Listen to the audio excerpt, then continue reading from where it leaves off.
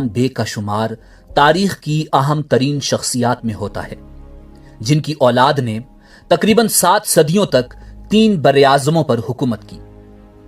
ناظرین، اس مختصر ویڈیو میں ہم آپ کو امیر عثمان غازی کے متعلق 16 ایسے حقائق بتائیں گے جو ڈرامہ کورلوش عثمان دیکھنے والے بھی نہیں جانتے۔ Number 1، historical black hole. ناظرین، عثمان غازی کے بارے میں ان کے دور میں بہت کم لکھا گیا تھا۔ در حقیقت ان کی زندگی کے بیشتر احوال 15ویں صدی تک نہیں لکھے گئے تھے۔ ان کے دور حکومت کا ایک بھی عصری حساب موجود نہیں ہے۔ عثمان غازی کی وفات کے تقریباً 100 سال بعد مورخین نے ان کے حالات زندگی کے بارے میں لکھنا شروع کیا۔ اس سے پہلے کسی بھی کتاب میں ان کے حالات زندگی نہیں لکھے گئے تھے۔ ظاہر ہے 100 سال گزرنے کے بعد اگر کسی شخصیت کے بارے میں لکھا جائے تو مستند حوالہ جات ملنا ناممکن ہوتا ہے۔ اسی وجہ سے مورخین عثمان اول کے دور حکومت کو ہسٹوریکل بلیک ہول کہتے ہیں۔ نمبر 2، عثمان غازی کا نام۔ ناظرین، آپ کا نام عثمان غازی تھا۔ اگرچہ عثمان ایک قدیم تاریخی اور اسلامی نام ہے، مگر یہ عربی زبان کا لفظ ہے۔ قدیم ترک روایات کے مطابق عثمان نام ترکوں میں موجود نہیں تھا۔ کچھ مورخین نے لکھا ہے کہ ان کا اصل نام عثمان یا اتومن تھا، جو عربی مورخین نے تبدیل کر کے عثمان لکھا۔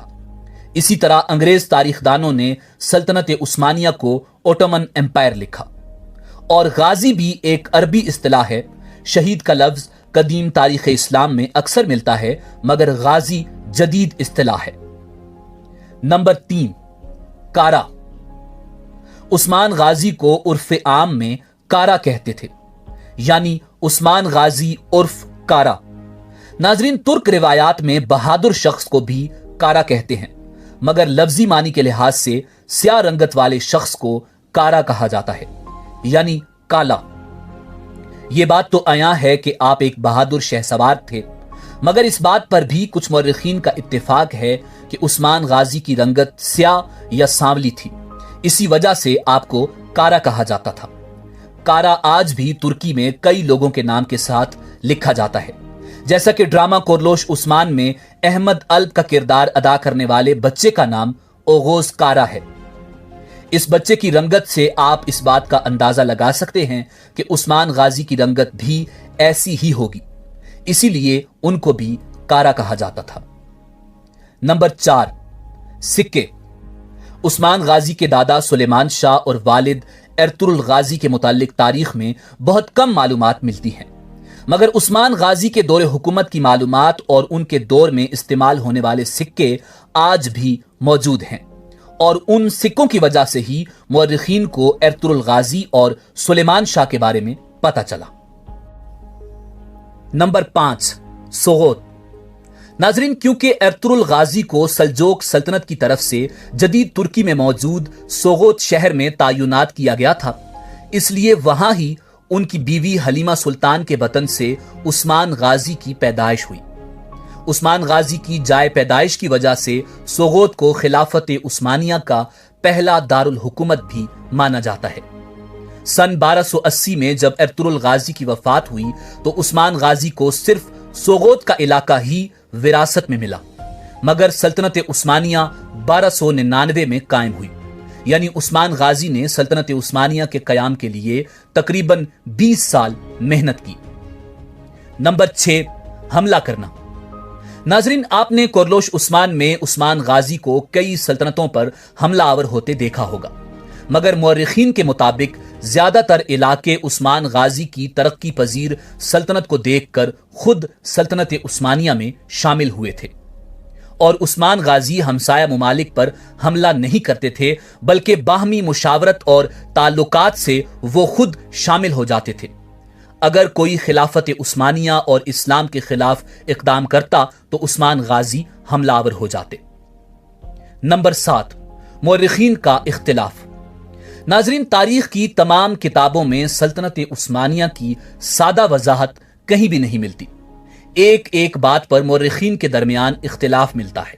کچھ مورخین عثمان غازی کی اصل کامیابی کی وجہ خانہ بدوش لوگ جو جانوروں کے ساتھ زندگی گزارتے تھے ان کو اصل طرز زندگی کی حدود سے جوڑنا تھا۔ نمبر 8، راستے ہموار کرنا۔ ناظرین، عثمان غازی انتہائی مدبر انسان تھے۔ 1302 میں بازنطینی سلطنت کے خلاف فتح حاصل کی، مگر عثمان غازی جنگ سے پہلے جس راستے سے گزرنا ہوتا وہ راستہ مزدوروں اور ماہرین سے ٹھیک کرواتے تاکہ راشن کی ترسیل میں آسانی ہو۔ نمبر 9، کوز کی دوستی۔ ناظرین، یوں تو عثمان غازی کے وفادار سپاہی بے شمار تھے، مگر بازنطینی سلطنت کا ایک سپاہی جس کا نام کوز تھا وہ عثمان غازی کا دوست بن گیا تھا۔ وہ کمال کا سپاہی تھا اور اس کی وجہ سے ہی عثمان غازی کو بازنطینی سلطنت کے خفیہ ٹھکانوں کا پتہ چلا تھا۔ کوز عیسائی تھا مگر بعد میں اس نے اسلام قبول کر لیا تھا۔ کوز کے بارے میں یہ بھی کہا جاتا ہے کہ جیسے سلطنت عثمانیہ میں غدار تھے اسی طرح وہ بازنطینی سلطنت کا غدار تھا، مگر کچھ مورخین نے لکھا ہے کہ وہ عثمان غازی کا دوست اور وفادار سپاہی بن گیا تھا۔ نمبر 10، شیخ ادبالی کا کردار۔ ناظرین، عثمان غازی کی شادی شیخ ادبالی کی صاحبزادی بالا خاتون سے ہوئی، مگر ڈرامہ ارطغرل غازی میں شیخ ادبالی کو عثمان غازی سے بھی چھوٹا بچہ دکھایا گیا اور کورلوش عثمان میں شیخ ادبالی کو بزرگ دکھایا گیا، بلکہ در حقیقت ارطغرل غازی کے دور میں شیخ ادبالی بچے نہیں تھے بلکہ جوان تھے اور ارطغرل غازی کے مشیر اور دوست تھے، اور عثمان غازی کے دور میں واقعی وہ ایک بزرگ ولی اللہ تھے۔ نمبر 11، عثمان غازی کی 2 بیویاں۔ ناظرین، اکثر یہ بات واضح نہیں ہوتی کہ مال خاتون اور رابعہ بالا خاتون عثمان غازی کی 2 بیویاں تھیں یا ایک عورت کے 2 نام تھے۔ ناظرین، رابعہ بالا خاتون عثمان غازی کی پہلی زوجہ محترمہ تھیں جن کے والد کا نام شیخ ادبالی تھا، اور مال خاتون دوسری اہلیہ تھی جن کے والد ایک مقامی سردار تھے جن کا نام مورخین نے عمر بے لکھا ہے۔ مال خاتون کا شیخ ادبالی سے کوئی تعلق نہیں تھا۔ رابعہ بالا خاتون کا انتقال سن 1324 میں ہوا۔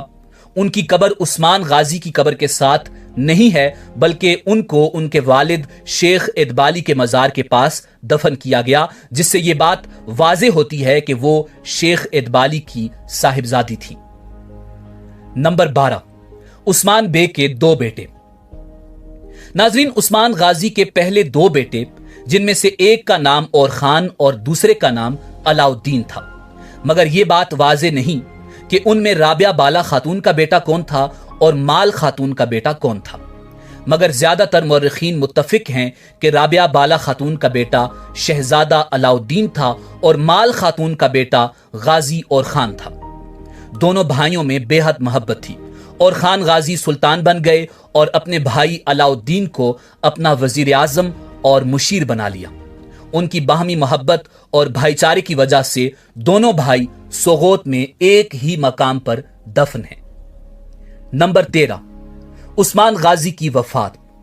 ناظرین، سن 1326 میں عثمان غازی نے بورسا کا محاصرہ کیا، مگر اس وقت آپ بہت ضعیف ہو چکے تھے اور پھر اس جنگ کا اختتام آپ کے بیٹے اور خان غازی نے فتح حاصل کر کے کیا، اور آپ اپنے بیٹے اور خان غازی کو اپنا جانشین مقرر کر کے اور آخری وصیت کر کے کائنات کے حقیقی حکمران اور اپنے خالق حقیقی سے جا ملے۔ عثمان بے نے مرنے سے پہلے آخری وصیت کیا کی تھی، اس حوالے سے مکمل ویڈیو دیکھنے کے لیے اوپر آئی بٹن پر کلک کریں۔ نمبر 14، عثمان غازی کا مزار گرنا۔ ناظرین، سن 1801 میں بورسا میں اچانک آگ لگ گئی تھی جس کی وجہ سے عثمان غازی کے مزار کو کافی نقصان پہنچا، اور سن 1855 میں شدید زلزلے کے باعث عثمان غازی کا مزار مکمل طور پر گر گیا تھا اور قبر بھی متاثر ہو گئی تھی، جس کو جلدی سے دوبارہ ایک نئے ڈیزائن سے تعمیر کیا گیا تھا۔ نمبر 15، عثمان غازی کی تلوار۔ ناظرین، جب عثمان غازی سلطان بنے تو شیخ ادبالی کے کہنے پر انہوں نے عظیم صحابی رسول صلی اللہ علیہ وسلم حضرت ابو ایوب انصاری رضی اللہ تعالی عنہ کے مزار پر حاضری دی اور ایک مخصوص تلوار سے سلامی پیش کی۔